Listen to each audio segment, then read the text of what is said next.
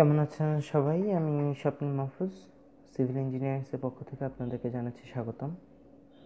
আজকে আমরা যে বিষয় নিয়ে আলোচনা করব সেটা হচ্ছে হরটনস অর্ডারিং। মূলত স্ট্রিম অর্ডারিংয়ের ক্ষেত্রে আমাদের হরটনস অর্ডারিং একটা গুরুত্বপূর্ণ টার্ম। হরটনস অর্ডারিং করতে যেয়ে অনেকেই অনেক রকম প্রবলেমে পড়েন। হরটনস অর্ডারিং করতে যে কেউ স্ট্রেলার অর্ডারিং করে ফেলেন। এই প্রবলেম থেকে সলিউশনের জন্য মূলত আজকে এই টিউটোরিয়াল। আমি খুব সহজ একটা স্ট্রিম লাইন নিয়েছি, ক্যাসমেন্ট নিয়েছি। সেখানে আমাদের কিছু স্ট্রিম লাইন আছে, তার ভেতর থেকে আমি আজকে আপনাদের অর্ডারিং করে দেখাবো হরটনস অর্ডারিং। একটা জিনিস মনে রাখতে হবে, আমাদের হরটনস অর্ডারিংয়ের মেইন কথা সেটা হচ্ছে আপনাকে অবশ্যই একটা মেইন স্ট্রিম সিলেক্ট করে নিতে হবে। এখন একই প্রবলেমের অনেকে অনেক রকম মেইন স্ট্রিম সিলেক্ট করতে পারেন।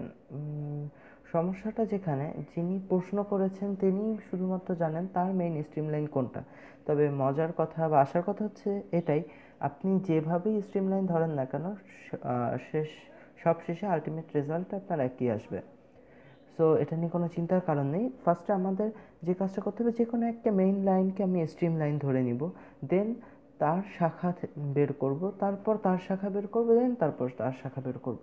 আমাদের একটা জিনিস মাথায় রাখতে হবে, যার কোনো শাখা প্রশাখা নেই সে হচ্ছে 1, তারপর 1 যার শাখা সে হচ্ছে 2, 2 যার শাখা সে হচ্ছে 3। এভাবে যদি আমরা আগাতে পারি তবে আমাদের এই পদ্ধতিটি খুবই সহজ। চলুন আমরা দেখে নিই। প্রথমে আমাদের যে কাজটি করতে হবে সেটা হচ্ছে মেইন অর্ডার একটা বা মেইন স্ট্রিম একটা আপনি ধরে নিলেন। তাহলে এখন দেখুন, এই যদি আমি যে বলেছি যার কোনো শাখা প্রশাখা নেই সে অন, তাহলে দেখুন তো এটার কোনো শাখা প্রশাখা আছে না, তাহলে এটা অন। দেন আমি যদি বলি এটার কোনো শাখা প্রশাখা নেই, তাহলে অন। এখন আপনার মনে হতে পারে এটারও তো কোনো শাখা প্রশাখা নেই। না বন্ধুরা, দেখুন এই যে এত বড় একটা স্ট্রিম লাইন, তার শাখা এটা, তাহলে কি এটার শাখা যেহেতু এটা, তাহলে এটাকে আমরা কখনোই অন বলতে পারবো না। ঠিক তেমনি আবার এখানে আমি এই যে একটা লাইন, তাহলে এর শাখা এটা, তাহলে আমি সেটাকে অন বলবো। আচ্ছা দেখুন, তাহলে আমি এটাকে অন ধরলাম। তারপর আপনার পছন্দ অনুযায়ী স্ট্রিম লাইন ধরতে পারেন, এটা কোনো ব্যাপার না।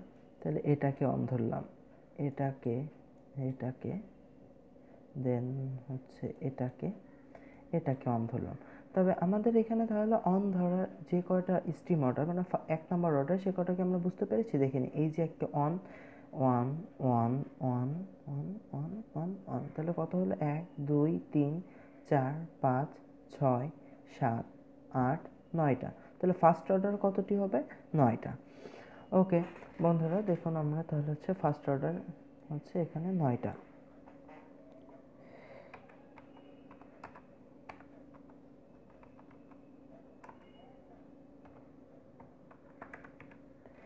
তাহলে ফার্স্ট অর্ডার আমি এখানে পেলাম কতটি? 9টি। তাহলে এবার যাই, আমি যাব সেকেন্ড অর্ডার নির্ণয়ের ক্ষেত্রে। এখন দেখুন এটার শাখা তাহলে এটা, তাহলে আমি এটাকে সেকেন্ড বলতে পারি। আচ্ছা, বলতে পারি কিনা সেটা পরে দেখব। আমি যদি এটাকে মেইন অর্ডার ধরি, এটা শাখা ধরি, তাহলে কিন্তু আমি কখনোই এটাকে 2 বলতে পারবো না। কারণ দেখুন এই যে আপনার অন, এর অন কিন্তু এই 2 এর শাখা, তাহলে কি হলো আমাদের এটা 2। আমার হাতের লেখা অনেক খারাপ, এটা নিয়ে অ্যাটলিস্ট মাউসে কখনো লেখা হয় না বলেই এমন খারাপ হচ্ছে, দুঃখিত, এই জন্য আন্তরিকভাবে দুঃখিত। তাহলে এখানে আমরা দেখতে পাচ্ছি এটার অর্ডার 2। আচ্ছা, এটার অর্ডার তাহলে কি, আমাদের অনের শাখা যেহেতু, অন এর শাখা যেহেতু, তাহলে 2 হওয়ার কথা। কিন্তু দেখুন আপনার এই যে 2 কিন্তু এই অর্ডারেরই শাখা, তবে আমাদের তাহলে এটাকে আমরা কি বলতে পারি? 3। ওকে, এটাকে 3 বললাম। এখন আপনাদের চিন্তা হতে পারে যে এটা যেহেতু অন এর শাখা, তাহলে আমি এটাকে 2 লিখি, এটাকে 3 লিখি। না, একটা জিনিস মনে রাখতে হবে, যেটা মেইন অর্ডার বা যেটা মেইন স্ট্রিম, তার থেকে ছোট স্ট্রিমগুলোকে আমি ইগনোর করতে পারি। তাহলে দেখুন এই যে আমি 2 দিলাম, 2। তবে এটাকে আমি কি বলবো সেটা আসছি। এটাকে আমি 2 না বলি আপাতত। দেখুন তাহলে এটার অনের শাখা, তাহলে এটাকে আমরা বলতে পারি 2। তাহলে আমার এই হিসাব অনুযায়ী সেকেন্ড অর্ডার আসছে কতটি? 1টি, 2টি এবং 3টি। চলুন আমরা তাহলে এটাকে লিখে ফেলি।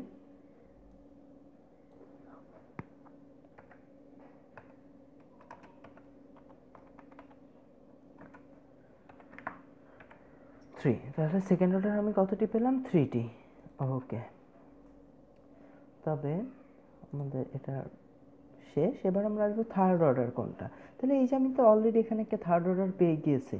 এখন দেখুন আপনি এটার সাথে যেহেতু আমার 2 এসে মিলিত হয়েছে বা আমি এটাকে মেইন অর্ডার ধরছি, এই যে এটাকে, তাহলে 3 এটার সাথে এসে মিলিত হয়েছে, তাহলে আমার এটা কত, 4। তাহলে 4, আমি এটাকে 4 বলতে পারি। দেখুন এটাকে 4। তাহলে আপনার একটা জিনিস মনে হতে পারে যে এই 2 এসে মিলিত হচ্ছে এটার সাথে, তাহলে এটা 3 হবে। আমি আগেই বলেছি যে আমার সর্বোচ্চ অর্ডারটাকে আমি গ্রহণ করব, সর্বনিম্ন অর্ডার বা এর থেকে ছোট অর্ডারগুলোকে আমি মোটেও গ্রহণ করব না। এটাই হচ্ছে আমাদের হরটনস অর্ডারিংয়ের মেইন কথা।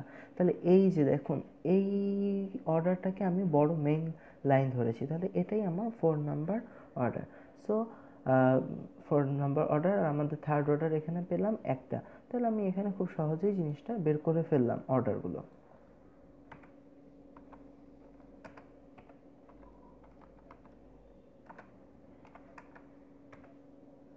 অন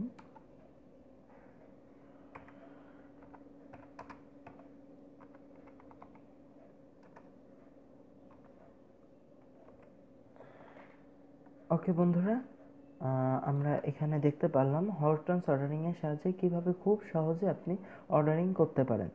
এইখান থেকে আপনি ড্রেনেজ ডেন্সিটি, তারপর হচ্ছে লেন্থ রেশিও ইত্যাদি ইত্যাদি বের করতে পারেন। এগুলো নিঃসন্দেহে আমরা জানি এবং এটা আমরা পরবর্তী টিউটোরিয়ালে দেখাবো স্ট্রেলার অর্ডারিং।